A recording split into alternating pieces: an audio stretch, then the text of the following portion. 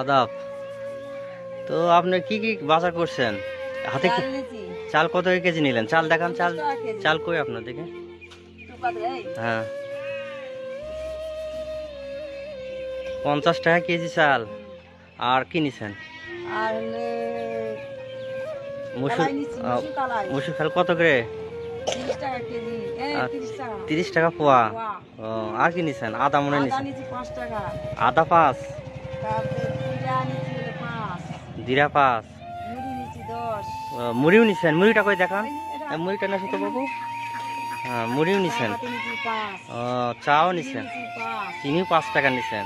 তারপর তো হলো আর কি নিছেন? চানাচুর নিচ্ছি 5। ও, চানাচুর 5। তো এই করা খাবার আপনার কয়দিন যায়? আজকের দিন আর কালকের দিন। ও, আজকে আর কালকে, তারপর আবার আপনার কিনতে হবে না? সন্ধ্যাবেলা। ও, সন্ধ্যাবেলা কিনতে হবে। আপনার ফ্যামিলির কে কে আছে? আপনি আর কি? আমি বর্তমান 2টা মানুষই, আর নাতনিদের 3টা। আপনার হাজবেন্ড নাই তো না?